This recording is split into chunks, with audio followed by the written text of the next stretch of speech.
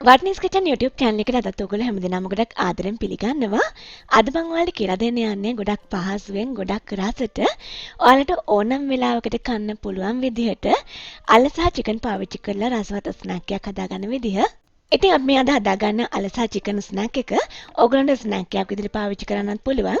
එහෙම නැත්නම් fried rice එකක් එළවලු බතක් වගේ හදපු වෙලාවකට සයිඩ් ඩිෂ් එකක් විදිහට පාවිච්චි කරන්නත් පුළුවන්.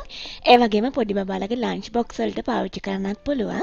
ඒ වගේම තමයි අපිට මේ ස්නැක් එක ගොඩක් අඩු කාලෙකින් අඩු වේදමකින් ගොඩක් රසට හදාගන්න පුළුවන්. ඒ නිසා අපි බලමු මේ රසවත් ස්නැක් එක කොහොමද හදන්නේ කියලා. මුලින්ම මම මෙතන අල ග්‍රෑම් 600ක් අරගෙන තියෙනවා ලොකු ගෙඩි 3ක් වගේ. මුලින්ම අල ටික මේ විදිහට පුංචි කැලි වලට කපා ගන්නවා මම.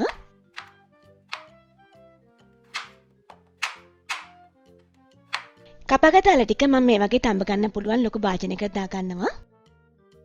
ඊළඟට අල ටිකට ලුණු තේ හැඳි භාගයක් වගේ එකතු කරලා ඒකට වතුරත් එකතු කරලා හොඳින් තඹ ගන්නවා. අල ටික තඹ ගන්න වෙලාවෙම ලුණු එකතු කරපුවාම අල වලට හොඳින් ලුණු උරා ගන්නවා. අල ටික තඹ ගද්දී ගොඩාක් මෙරි වෙන මට්ටමට තඹ ගන්න එපා. මේ වගේ පොඩි වෙන මට්ටමට විතරක් තඹ ගන්න. අල ඕනවට වඩා වැඩියෙන් තැම්බුනොත් අපේ මිශ්‍රණයේ දේ ගතියක් ඇති වෙනවා. ඒ වගේම අපේ ස්නැක් එක ලස්සනට හදා ගන්නත් බැරි වෙනවා. ඊළඟට මම මෙතන අරගෙන තියෙනවා චිකන් බ්‍රෙස්ට් එකෙන් ග්‍රෑම් 300ක්. ඒකත් මේ වගේ පුංචි කැලි වලට කපා ගන්නවා.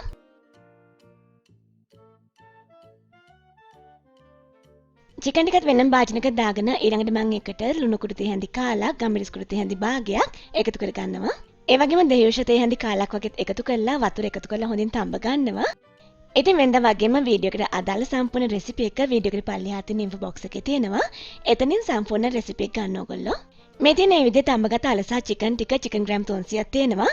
චිකන් වගේ දෙගුණයක් අල තියෙනවා අල ග්‍රෑම් 600ක්. ඉතින් ඔයාලට ඕන නම් අල තවත් වැඩිපුර ගන්නත් පුළුවන්. ඊළඟට මම මුලින්ම කරන්නේ චිකන් ටික මේ වගේ හොඳින් පොඩි කරගන්නවා. ඉතින් ඔයාලට මේක අතින් පොඩි කරගන්නත් පුළුවන්. එහෙම නැත්නම් බ්ලෙන්ඩ් එකක් තියෙනවා නම් ඒකට දාලා පොඩි කරගන්නත් පුළුවන්. චිකන් ටික මෙන්න මේ වගේ පුංචි කෑලි වලට පොඩි කරගන්න. ඊළඟට අල ටිකත් පොඩියට මෑෂ් එකකින් මේ විදිහට හොඳින් මෑෂ් කරගන්නවා. ඉතින් අල ටිකත් ඔයාලට ඕන නම් අතින් පොඩි කරගන්නත් පුළුවන්. ඊළඟට මම මේ වගේ පෑන් එකක් ලිපෙන් තියලා ඒකට පොල් තෙල් මේසෙන් දෙකක් වගේ එකතු කරනවා. තෙල් ටික හොඳින් රත් වුණාට පස්සේ හීනෙට ලියාගත්ත සුදු ලුණු බික් 4ක් වගේ මම තෙලට දාගන්නවා. ඊළඟට සුදු ලුණු ටික හොඳින් බැදෙන්න ඉඩ හරිනවා තෙලේ. සුදු ලුණු යාන්තම් නනන් පාටට හැරෙද්දී මම ඒකට හීනෙට කපාගත්ත කරපිංචා ටිකක් එකතු කරනවා. කරපිංචා ඉත්තක් අරගෙන ඒක හීනෙට මේ වගේ ලියාගෙන තියෙන්නේ. දැන් කරපිංචා ටිකත් මේ විදිහට සුදු ලුණු එකට හොඳින් මිශ්‍ර කරගන්නවා. දැන් මම මෙතන අරගෙන තියෙනවා හීනෙට ලියාගත්ත මධ්‍යම ප්‍රමාණයේ ලුණු ගෙඩි එකක්. ඒ වගේම අමුමිරිස් කරල් 3ක්. මම දැන් ඒකත් තෙලට දාගන්නවා. දැන් මේ ඔක්කොම හොඳින් ටෙම්පරාදු වෙන්න ටික වෙලාවක් ඉඩ හරින්න ඕනේ. ඉතින් ඔයා අද නම් මුල්වලට මගේ වීඩියෝ එකක් බලනවා ගොඩක් ආදරෙන් මගේ channel එකට පිළිගන්නවා. ඒ වගේම ඔයා මාව තම subscribe කරලා නම් විතරක් මේ වීඩියෝ එකට පල්ලෙහාන් තියෙන රතු පාට subscribe button එක සහ ඒ ළඟින්ම තියෙන පුංචි bell icon එක click කරන්න. එතකොට මේ වගේ අලුත් වැදගත් වීඩියෝස් මිස් වෙන්නේ නැතුව ඔයාට බලන්න පුළුවන්. ලුණු ටෙම්පරාදු හොඳින් ටෙම්පරාදු වුණාට පස්සේ මම ඒකට පොඩි කරගත්ත චිකන් ටික එකතු කරා. එකතු කරලා ලුණු එක්ක මේ විදිහට හොඳින් මිශ්‍ර කරනවා. ඊළඟට මම චිකන් එකට ගම්මිරිස් කුඩු තේ හැඳි දෙකක් එකතු කරනවා. ඒ වගේම කෑලි මිරිස් කුඩු තේ හැඳි එකක් එකතු කරනවා. කහ කුඩු තේ හැඳි කාලක් එකතු කරනවා. දැන් මේ ඔක්කොම මේ විදිහට හොඳින් මිශ්‍ර කරගන්නවා. ඉතින් වඩා සැර වැඩියෙන් ඕන නම් තවත් එකතු කරගන්න ගම්මිරිස් කුඩු. සැර වැඩි කියලා හිතනවා නම් ගම්මිරිස් කුඩු අඩු කරගන්න එකතු කරන්න. ඒ වගේම මම මේකේ මදිපාඩු බලලා තවත් ලුණු ටිකක් එකතු කරගන්නවා. ඉතින් ලුණු වගේ රසය අනුව අඩු වැඩි කරගන්න. ඊළඟට මම මෙතන අරගෙන තිනවා හිඳින් ලියාගත්ත කොත්තමල්ලි කොළ ටිකක්. ඉතින් කොත්තමල්ලි තියෙනවා නම් විතරක් එකතු කරන්න.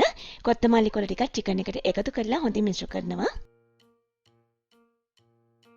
අවසානයේ මම පොඩි කරගත්ත අල ටික එකතු කරනවා. එකතු කරලා මේ විදිහට හොඳින් මිශ්‍ර කරගන්නවා.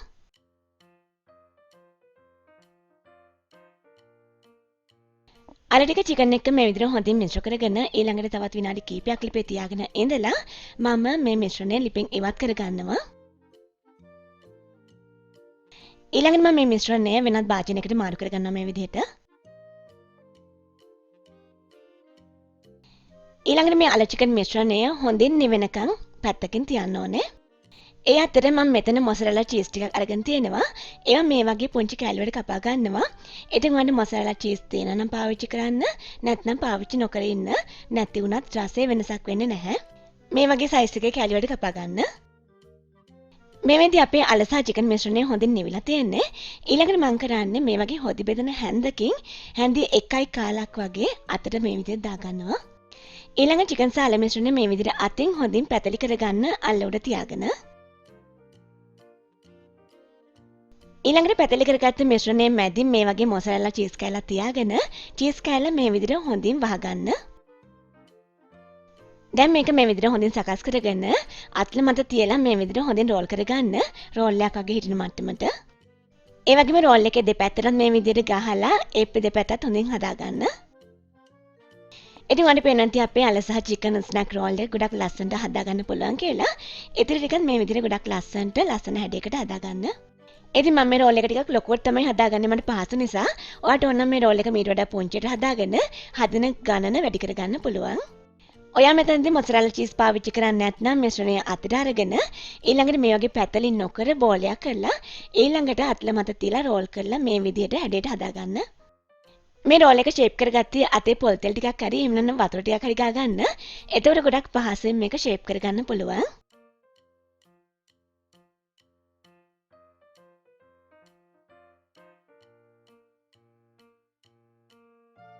මේ තියෙන මම මේ විදිහට හදාගත්ත අල සහ චිකන් ස්නැක් රෝල් ටික. ඊළඟට මම මේ ටික පැය 2ක් විතර ෆ්‍රිජ් එකේ තියෙනවා. ඔයාලා ෆ්‍රිජ් එකේ තියන්න නැත්නම් මේක බදින්නත් පුළුවන්. ෆ්‍රිජ් එකේ තියලා බැද්දොත් මේක බදිද්දී පුපුරන එක වළක්ව ගන්න පුළුවන්. පැය 2කින් පස්සේ මම රෝල් ටික එළියට ගත්තා. ඊළඟට මම මේ වගේ පාන් පිටි ටික රෝල් එක උඩින් එහා ගන්නවා. ඒ එහා ගන්නෙත් මේක බදිද්දී පුපුරන එක වළක්ව ගන්න. ඊළඟට පාන් පිටි ටික මේ විදිහට රෝල් එකේ හොඳින් දවට ගන්න ඕනේ. ඊළඟට මම මෙතන අරගෙන තියෙනවා පාන් පිටි මේසඳ දෙකක් එක මේ වගේ භාජනයක දාගන්නවා.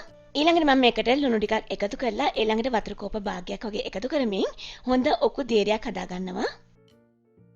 මේ තියෙන මම මේ විදිහට හදාගත්ත පාන් පිටි බැටර් එක මෙන්න මේ වගේ ඔකු පදමට හදාගන්න. ඊට අමතරව රෝල් එකේ දවට ගන්න පාන් කුඩු ටිකක් අවශ්‍ය වෙනවා. ඊළඟට මම කරන්නේ රෝල් එකින් එක අරගෙන මුලින්ම පාන් පිටි බැටර් එකේ දවටලා ඊළඟට ඒක පාන් කුඩු එකට දාගන්නවා. පාන් කුඩු එකට දාලා පාන් කුඩුත් හොඳින් ගා ගන්නවා මේ විදිහට. ඉතින් ඔයාලට ඕන මේ වැඩේ දෙපාරක් කරන්නත් පුළුවන්. ඒ කියන්නේ මුලින්ම බැටර් එකේ දානවා පාන් කුඩු ගන්නවා. ඊළඟට ආයෙත් බැටර් එකේ දානවා ආයෙත් පාන් කුඩු ගන්නවා. එතකොට මේ රෝල් එක බදිද්දි පුපුරන එක ගොඩාක් අඩු වෙනවා. ඒ වගේම තමයි මේකේ ප්‍රමාණය ටිකක් ලොකුවට හිටිනවා. ඒ වගේම තමයි රෝල් එකත් ගොඩක් ලස්සනට හිටිනවා. ඉතින් අපේ රෝල් එක හොඳින් කූල් ගතියට ඝන වෙලා තියෙන නිසා ගොඩක් ලස්සන හැඩයකට හදාගන්න පුළුවන්. මේ විදිහට ලස්සන හැඩයකට පාන් කුඩු ගාගෙන ඒක පැත්තකින් තියාගන්න. මම මේ විදිහට ඉතිරි රෝල් ඔක්කොම පාන් කුඩු ගා ගන්නවා.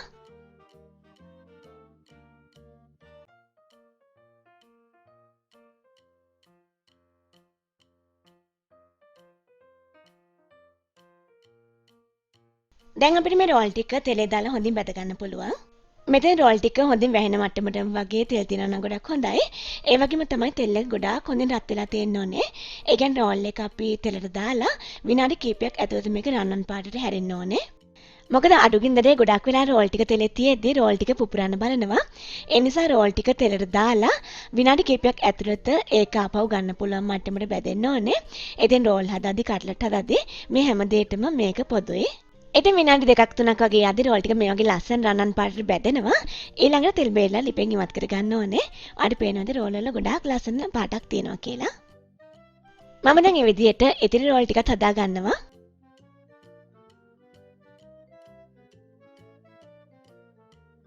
ඉතින් මෙතන මම ඒ විදිහට හදාගත්තේ රසම රස අල සහ චිකන් ස්නැක් රෝල් ටික. ඔයාලට පේනද ගොඩක් ලස්සන පාටයකට කන්න හිතන විදිහ තියෙනවා කියලා. ඒ වගේම තමයි මේකේ ගොඩාක් හොඳ රසයක්. ඒ වගේම ගොඩාක් හොඳ සුවඳක් තියෙනවා. ඉතින් අපි මේක චීස් දාලා හදපු නිසා උණුවෙන් කද්දි තමයි ගොඩක් රස. මොකද චීස් මෙල්ට් වෙලා තියෙන ඒ වෙලාවට නිසා මම ඔයගලන්ට මේකෙන් එකක් හදලා පෙන්නනම් ඇතුළ කොහොමද තියෙන්නේ කියලා. ඔයාලට පේනවා ඇති ඇතුළේ චීසුත් දෙවිලා ගොඩක් හොඳින් ඒක තියෙනවා කියලා.